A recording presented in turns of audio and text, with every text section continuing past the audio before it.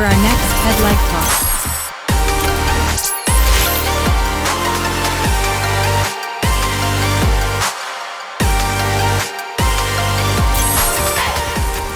I'm now building a company called Futurist. As he illustrated, I've come from consulting, I've come from product companies, I built a company, I've sold a company, and this is my new venture, which is built of two words, future and is. And the reason I built this company was when I was talking to clients, one of the most important questions which would come to me is that, okay, AI is coming, or metaverse is coming, or IoT is coming. What do we do about that? So I said, okay, we'll help you define what the future is. Right? So that's how the company was named. Better picture of me. I'm slightly younger here. Right? So some of the associations I had in the past and what I do. I'm very passionate about teaching, which is why a lot of affiliation with universities and teaching this all pro bono. The gentleman over here is my counterpart in Pune who runs the tech team. So in case you're looking for work, reach out to him, Nachiket Nirhali. The company is an experience transformation company, agnostic of technology. Okay? And we have a breadth of experience in building all this. From websites, apps, SaaS, CX, we do all of that stuff. But today, the reason why you came for this session was not about my company, it's about how do you build successful UX. And what's very heartening for me to see is the number of people who are sitting in this field, in this room today. I remember when I graduated from my undergraduate education, design was not a sought after field. There were not many people who wanted to be designers. Do you know why? Anyone? Money, right. There was no money, there were no jobs. Right? I remember one of my relatives asking me, so I was studying product design, that if you come out, would you be able to make me shoes? Yeah? We were at that point. From that point, we are here where this is a recognized field across organizations, incumbent organizations, across product organizations. So we are at that point. But the question is, in this point of time, what does it take to build successful UX? Okay. And the first thing that I tend to hear from people is, we do user empathy. You empathize with the user, put a hand around the shoulders and that works. And then after user empathy, some form of research, then you do applied science. You apply the science of ergonomics, you apply psychology principles on top of what you understood. And then there is some softwares that you would use. I remember that I've come from the world of building designs in PowerPoint. Right? Anybody who's ever built any designs in PowerPoint? Right? Okay, so PowerPoint to Photoshop, then I remember there was OmniGraffle, then there was Axior, then some way along the way Sketch came, then we had Figma, then XD, and then there are some AI implementations of tools which are happening there as well. My 2 cents on all this is that tools will transition, but fundamentally the value that you bring in building UX is far more than just doing this. And then there's a lot of belief in process. That if you follow step A, step B, step C, then automatically you will build successful UX. Everyone agrees with what all I've shown you? If you do some of these different things, and one more slide which I missed, you have to make it look beautiful. It better not be ugly. If you do a couple of these different things, you will build successful UX. Yes? Raise your hands if you agree. We're not taking notes. You can raise your hands. It's okay. Sorry? Function before form. Okay, so we did user empathy. We talked to users. We made functional. Probably it's easier to click add and things like that. So it's successful. So, okay, since there's no one raising the hands, I'm assuming You raise it. Okay. Thank you for that. I appreciate that.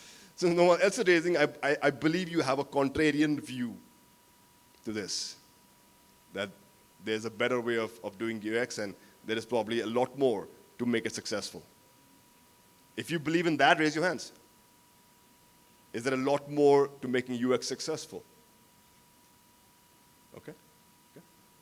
So I'll try and talk about one simple concept only because the amount of time we have together is very less and I'm very worried about them raising placards with me.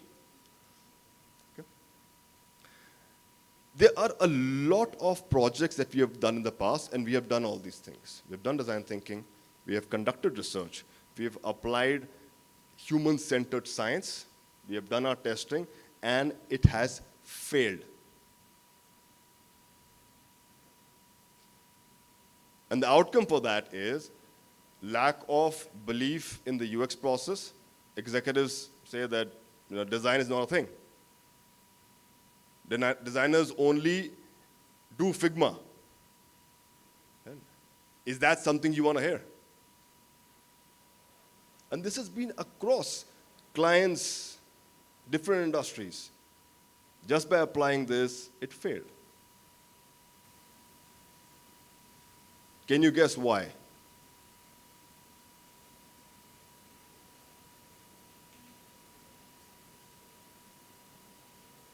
Anyone wants to try? Or we make you stand up again?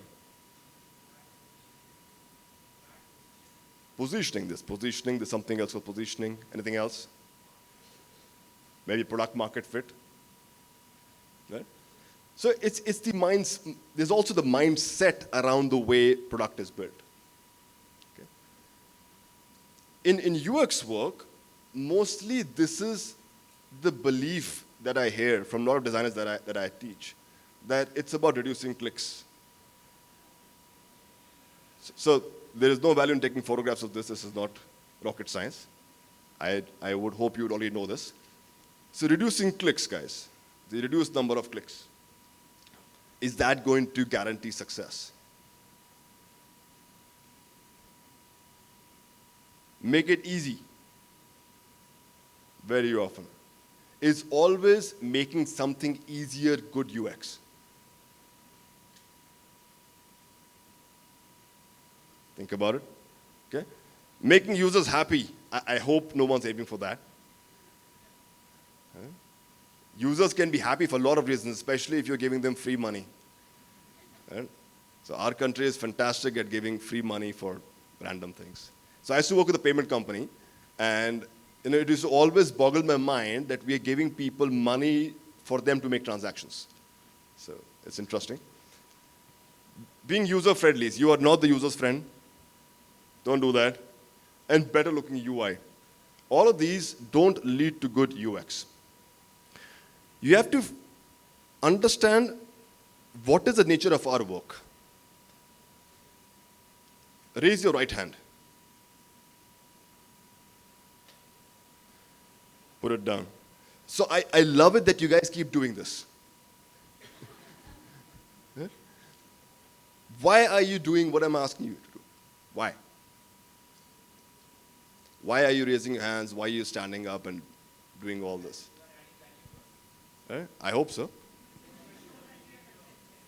Attentive.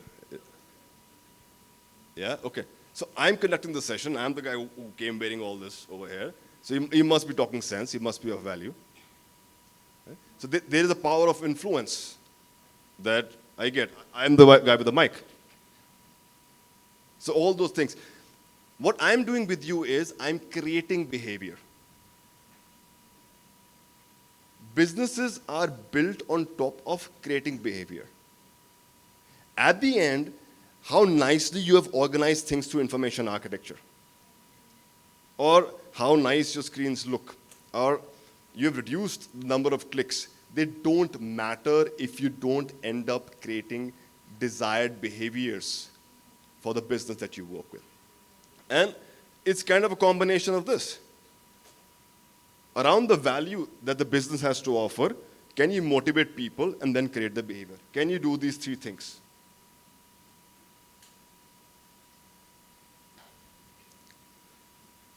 What you have to understand is that when you are building in today's world, you are building in a very competitive landscape.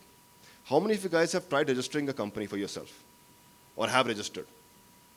Okay. Biggest challenge in registering a company is finding a name that is not used. It is very hard. Why? Because you are in this universe and it's saturated. So when you are building products, you may think you're building something unique, but you are building something which has to compete in this entire context. And this is where, instead of user empathy being the primary focus, I have full respect of understanding users in depth. Business empathy needs to be the focus. So when you are getting onto a project, who's paying you? Business. Okay. When a client brings you in, who's paying you? Who should you have more empathy for? Yeah. So it's very important to understand that when you are, especially in the area of commercial design, you are helping businesses succeed. And in that context, you need to understand different aspects of the business as much as possible. Now, I do understand that this doesn't come naturally to designers. In fact, one of the universities that I was teaching at, I asked the students over there that why did you guys choose design? So one of the students stood up and said that mathematics was too hard. These are real reasons. People study design because they perceive it to be easier. It'll be creative, which means I can do anything. This field is hard, guys. This field is not for casual work on that. Which means you need to understand business. You cannot shy away from understanding business. So I'm giving you this one example, and this is a real slide from a strategy deck for a broking company that we build a trading broking platform for. Okay? And they were building something called white label products. White label trading products for other trading companies. You have to understand that who are their competitors.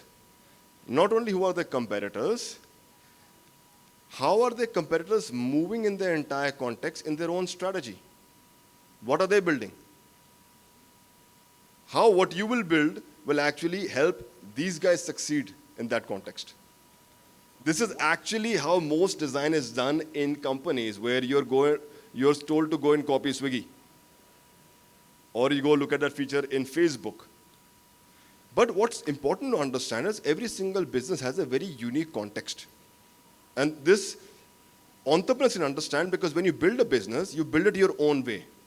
And you build your niche in the market in your own way, which means the way you need to succeed is also your own way. Why your customers value you, how they think about you, and how are you going to engage them? It's your own way. And this is where it has to be custom. It has to come from understanding the business and the detailing of that.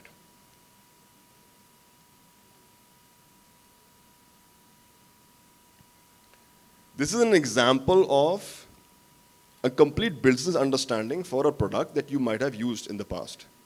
Has anyone used LazyPay a while back? Okay. So obviously regulations change on that, but my team had built LazyPay as a product. But before we got down to building the product, the entire business model, how does it work? How will it engage the users? All of that was thought through for every single persona. How are they going to go through every single touch point? Why will it work? Why will it not work? Because see, in this line of work, you cannot give a concept and walk away, because the business has to work. The business has to win. So we got down to understanding what is LazyPay's fundamental business model. We got down to understanding that, okay, fine, at the beginning you're doing buy now, pay later. From here you will actually move up to giving personal loans. Why will people take personal loans? If tomorrow Uber gives you personal loans, will you take it?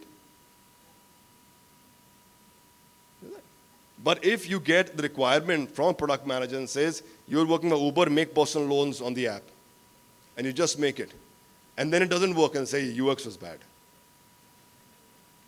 So embrace the business understanding. Since there's limited time, and I've already been shown the placard there's enough writing out there. I write extensively on this subject, how to understand what are the components that you can understand. Please reach out there. They are more intensive topics that can be covered in 18 minutes. And I hope that just this small touch of time that we have together, the perspective of how you can be higher value than just giving Figma screens is something that I can leave you with.